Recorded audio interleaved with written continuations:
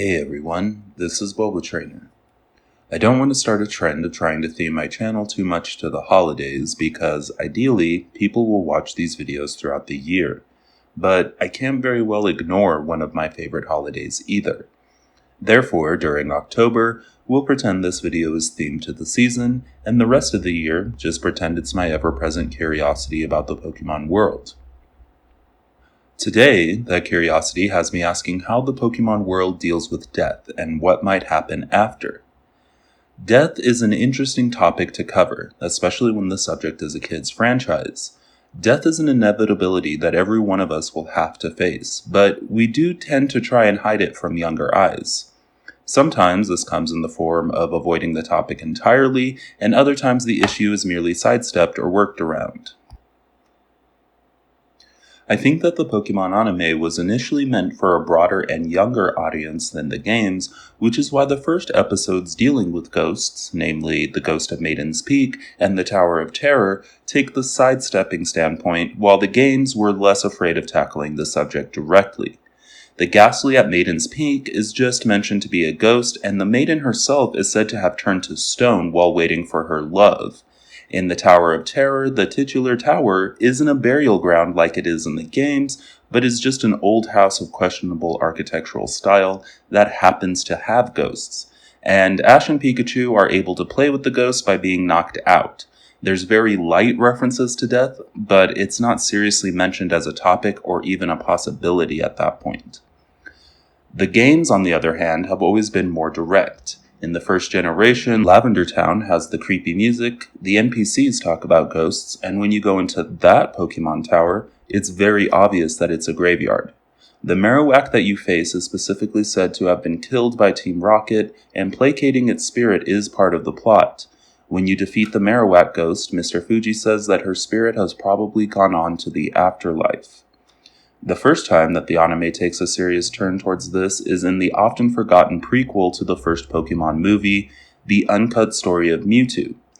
As a warning, if you haven't seen this yet, there's spoilers which I only bring up because too frequently people forget that this little movie even exists. It's only 10 minutes long and it's pretty good. Go watch it real quick. Okay, are we back? The main movie itself implicitly features the death of the scientist that created Mewtwo, but Ash's demise is sidestepped by having him turn to stone, which is an easier pill to swallow, especially since Pokemon tears have anti-stone properties.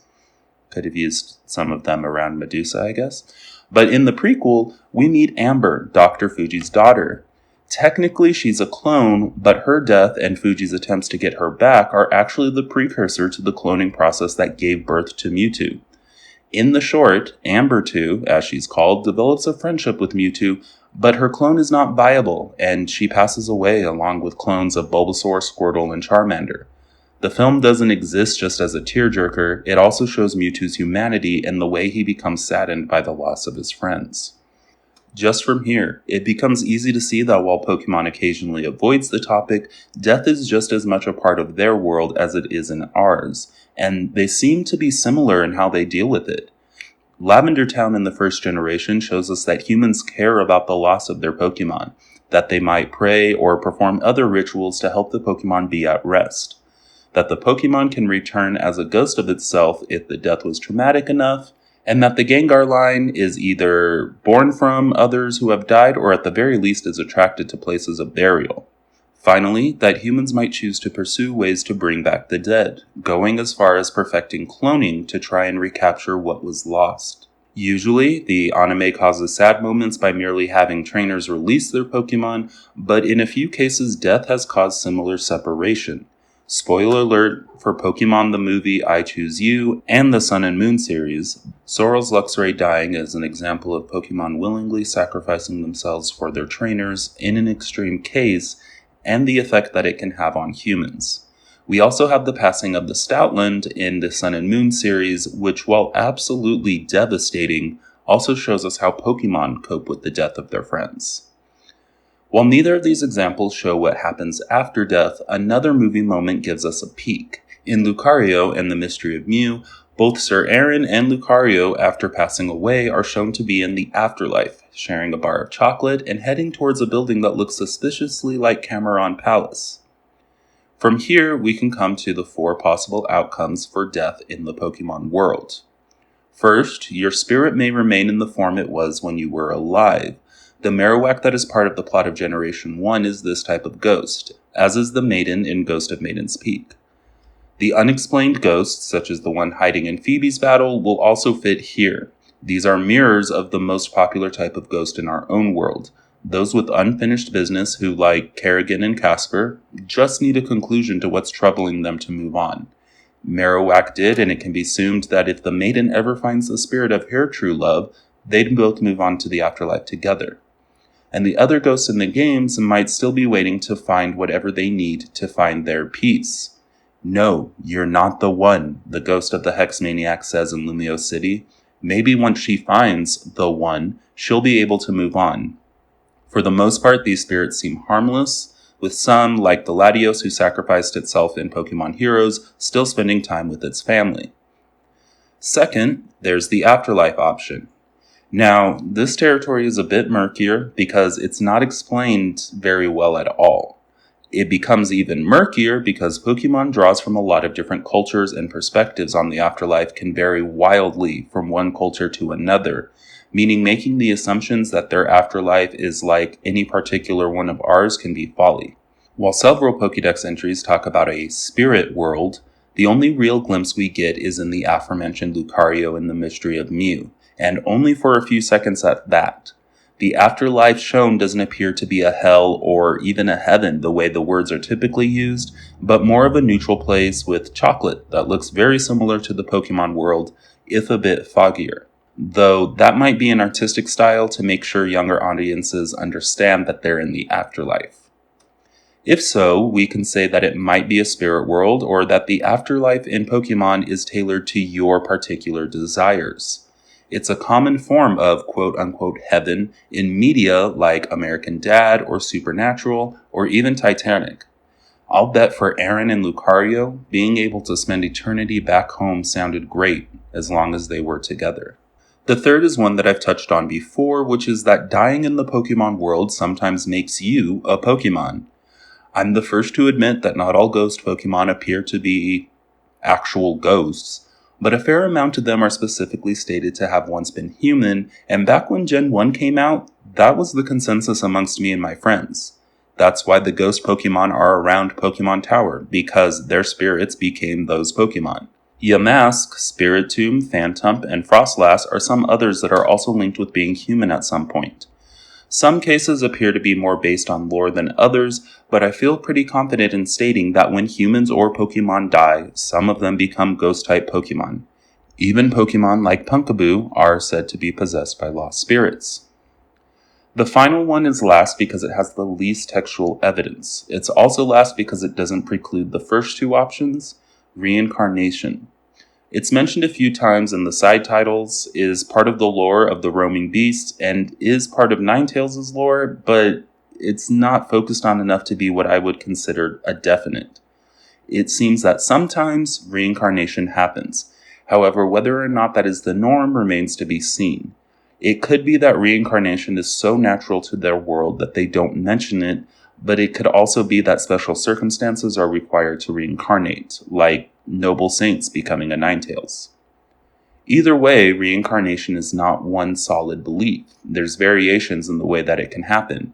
Sometimes your soul is indeed stuck on Earth and requires placating or honoring before eventually moving on into the reincarnation cycle, and sometimes you do spend time in the afterlife to relax or atone before being reincarnated.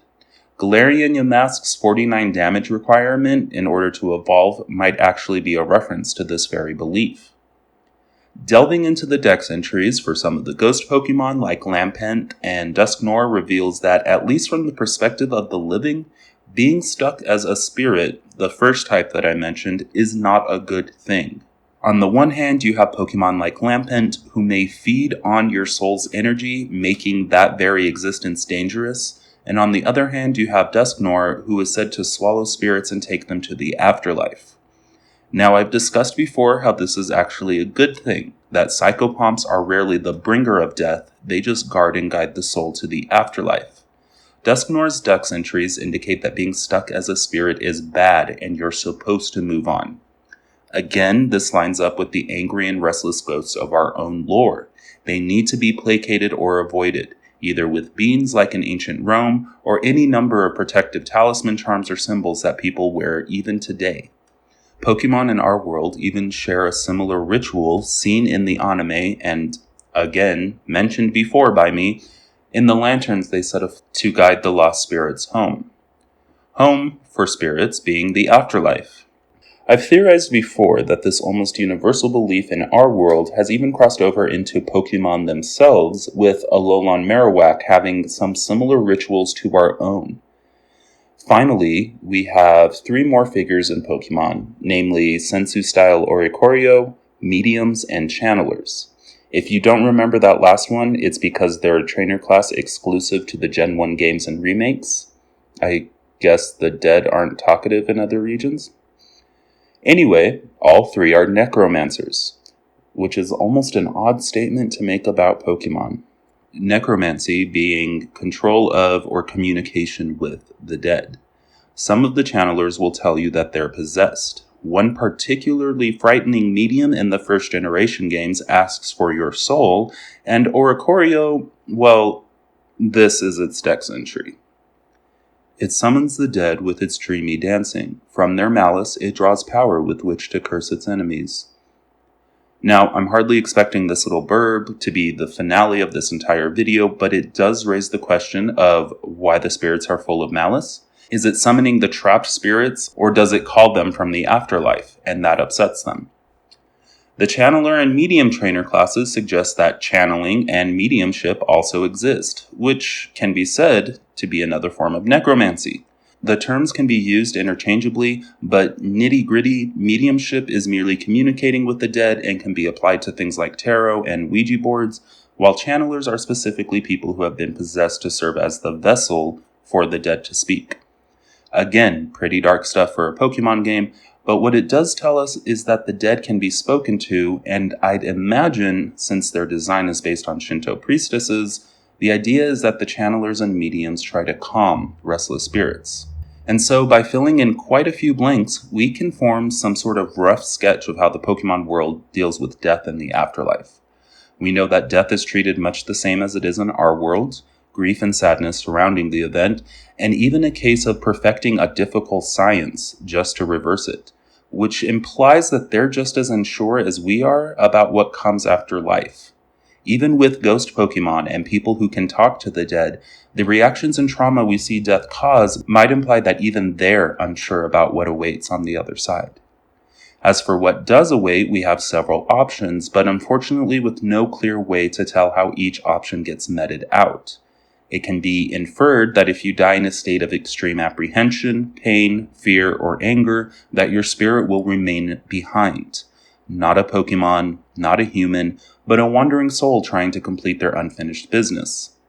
We know that some Pokemon prey on these wandering spirits, and that, like angry spirits in our world, some manner of placation needs to happen, and that it is generally an undesirable fate. We know that Dusknoir and maybe human aides or even other Pokemon do attempt to help spirits move on by leading them to the afterlife. Again, the stress here is that while few people actually want to die, once you are dead and a spirit, you're not supposed to be stuck with the living. You're supposed to move on.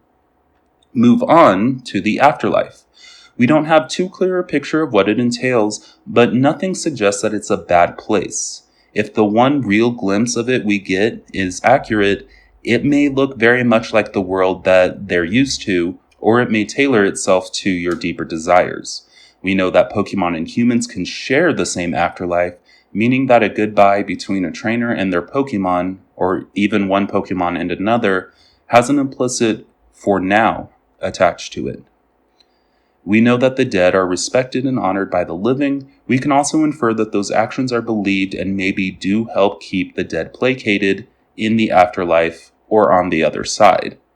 And there's even some suggestion that the dead may visit as they need guidance back home. Finally, we can say that it may be possible to reincarnate under specific circumstances, frequently dealing with Ninetales, but that reincarnation as a whole doesn't appear to be as prevalent as merely moving on to a permanent afterlife. Again, my inability to write a satisfying conclusion strikes, but if you enjoyed this, I would really appreciate a thumbs up or maybe a subscription. In any case, I'm really appreciative that you made it this far. I'm going to go ahead and admit that I've read almost none of the manga, and so some of the darker or more violent aspects of the afterlife and death that may be discussed in those will be new to me. So if you have questions, polite comments, or insight, I'd love to see them down below. I will see you all next time, and stay safe.